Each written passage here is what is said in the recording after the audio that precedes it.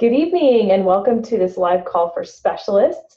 For those of you who haven't taken the student archetype quiz yet to know if you're a specialist or an adventurer or an artist, head on over to alexellison.com/quiz. Take that quick archetype quiz and you'll find out your type. And you can watch the recordings of these calls with each of the archetypes on my YouTube channel, or you can come on over to the live calls. So you'll also see a recording of this when you're finished with this call, so you can share it with others who might benefit. So in the chapter on specialists in my book, I talk about a girl who, for as long as she could remember, has dreamt of a career in criminal justice. Though this took on many different forms growing up, starting with a Nancy Drew-style detective and building up to her current desire to be an Interpol officer. This student was incredibly focused on throughout high school. So let me just start by saying that this isn't all that normal. In fact, students like this are in the minority. Many students enter high school with very definitive plans for the future, but the more they learn about other opportunities, and unfortunately the more they begin to doubt themselves and compare themselves to others, the more the future visions become entirely hazy. So it takes a bit of stubbornness, hard-headedness, and determination to stick with such a specific goal. Specialists, kind of like heroes, which is another archetype, sometimes describe a sense of duty around their future goals, like they don't know why, but they can't seem to escape their future plans, sort of like they're linked to their future selves at a very young age. Some might say they believe in destiny, or that they are meant to do something or be someone specific on this planet. Still, other specialists may be jumping into premature specializations because they feel pressured to. So it's important to sort of make that distinction. Perhaps your specialist, if you know someone or are working with a specialist, they're simply sick of being asked, what do you want to be when you grow up? So they've come up with this solid and foolproof answer. This is why it's a delicate balance for those working with specialists of honoring their dreams while still encouraging them to keep exploring and trying on new things. I recently heard it put this way, which I thought was kind of interesting. A true specialist is not one who neglects all the other activities, living narrowly in their own specialty, but rather the specialist is able to connect their deepest passions to everything else in the world. They see their thing in everything and want to connect that thing to everything else, finding connections everywhere in their lives. It's true, I think the best specialists are those collaborators. They can connect their interests to others' interests, and they can find parallels between disciplines.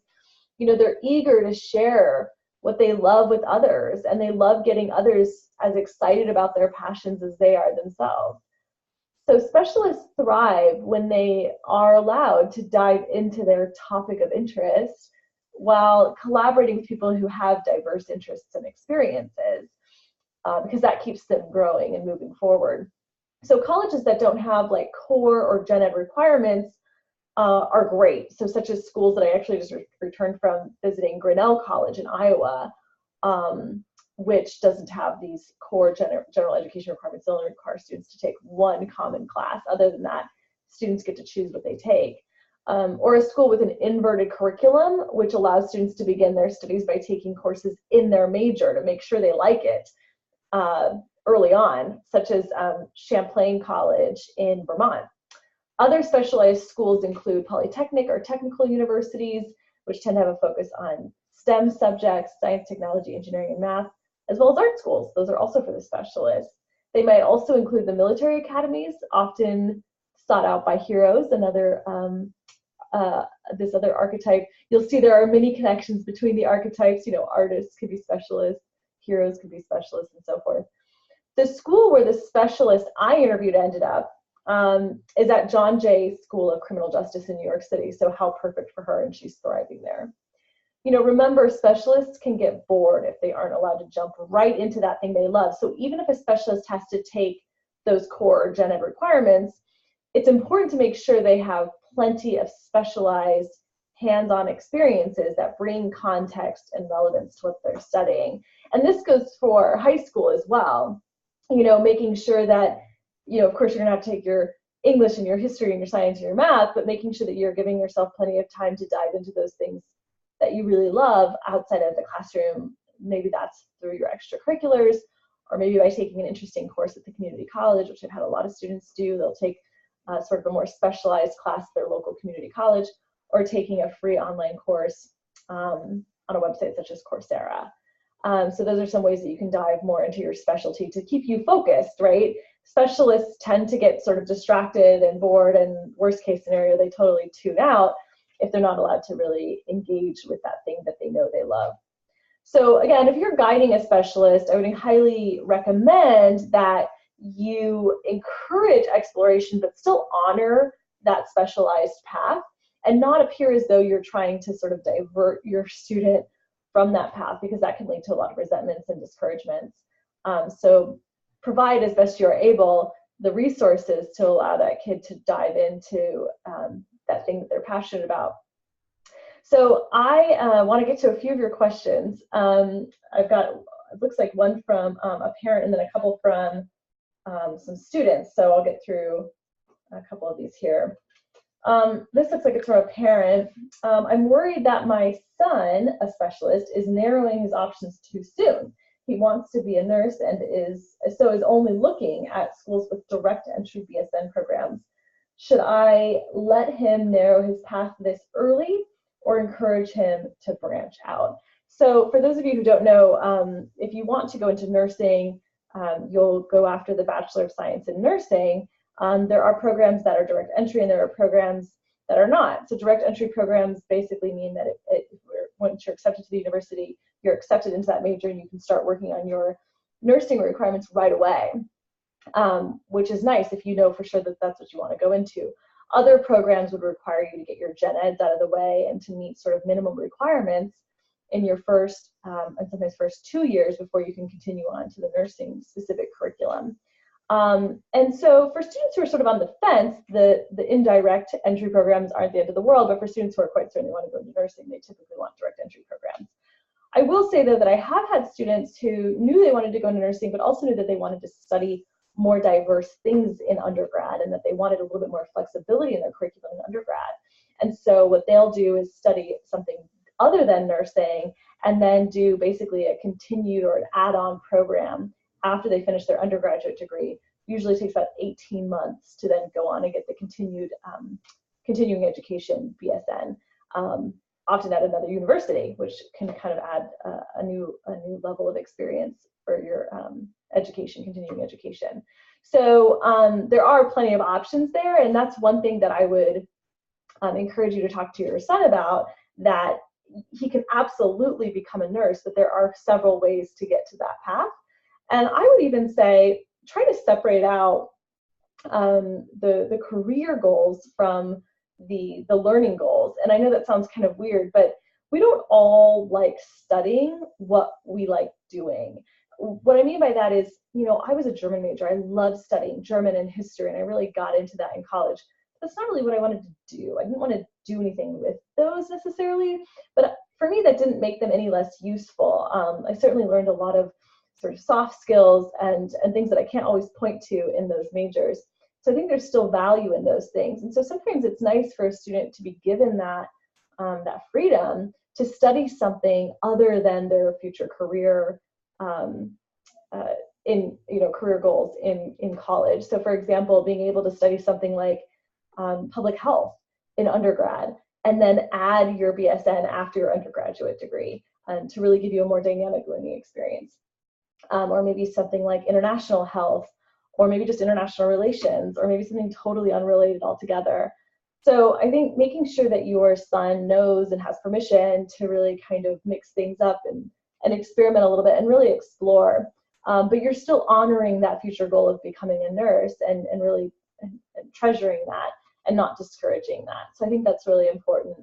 But if your son is convinced that he really wants to dive right in and go straight into the direct entry program, I'm sure that's going to be fine for him, because he's still going to have to take some general education classes, which I think is important to have a little bit of balance and a little bit of that's going to enhance his experience in the nursing program and certainly make him a better nurse in the future if he has some courses in the humanities and the social sciences. And so he'll still have that at most universities. So I think he'll still come out with a more well-rounded education, but still be the best in his specialization and have an opportunity to really dive into that. Let's see here. Next question. I have always known I want to be a vet and I feel like this is such a cliche, but I really can only see myself doing this. Do I need to waste my time on other things? So my response to this is sort of similar to the question about nursing. You know, you have a few ways of sort of getting to veterinary school, but the most important thing to know is that you have to go to veterinary school, and so you will be on a graduate school track. So in undergrad, again, I would give yourself a little bit of freedom and flexibility to study things that maybe are in the sciences, but maybe are in some different areas that you're interested in, but haven't really had a chance to explore yet. And sometimes it's nice, if you know you're going to be going to graduate school, to study something even in the social sciences or the humanities. Remember, as long as you're meeting your prerequisites to get into grad school, you're going to be fine. You can use your extra courses or the extra spots in your course schedule to take those science-specific classes to make sure you get into graduate school. And this goes for if you want to go to medical school too. You really can major in pretty much whatever you want as long as you're meeting the prereqs to get into graduate school. And more of these graduate school admission officers, especially in fields related to medicine, are encouraging students to sort of branch out and have more diverse experience than just biochem. So allow yourself that freedom and flexibility to explore a bit in undergrad, knowing that you're for sure going to have to go to graduate school. But no, I don't think it's cliche that you have this dream, and I say go after it. But also know that it is a long road, and so you have an opportunity to study other things that you might be interested in undergrad. I'm sure you are a multifaceted individual, and you do have dynamic and diverse interests, and by engaging in those things, you are going to be a more sort of dynamic, well-versed, well-rounded career veterinarian. So I wish you the best of luck. The last question that we have time for today is, I'm a specialist and an artist, I think. I want to go into acting. This is what I've always imagined myself doing. My parents tell me I should have a backup plan, but I really want to give this path my all. And I feel like if I have a plan B, I won't be putting my all into this dream. What would you recommend? So this is interesting. For artists in particular, performing artists and visual artists, I recommend diving in early. And this is why when you're in these really competitive, sort of high fence careers that really are very, very selective, and only a select few really make it, if you will, you need to get feedback early on, and you really need to sort of dive in head first early on to make sure that this very narrow, very competitive, very high stakes path is really for you, and it really is all that you imagined it being, if that makes sense. Sometimes we can imagine in our heads looking one way, and it actually is something quite different.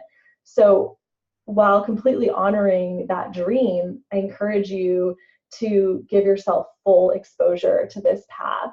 That might mean summer programs, after school programs, really allowing yourself to dive in inside of high school, outside of high school, and all of your extracurriculars, and really immerse yourself in that.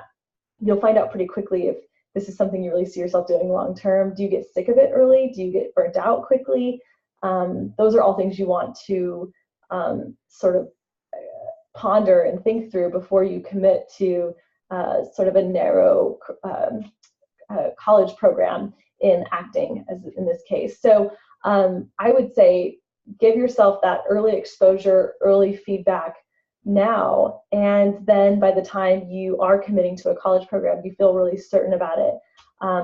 And still, I'll say what I've said to the other, in response to the other questions, you're still going to have a well-rounded, most likely liberal arts education unless you go to a very specific acting program. I would encourage you to go into a theater program at a more all-encompassing university so that you still have the opportunity to take courses outside of the major of acting or theater.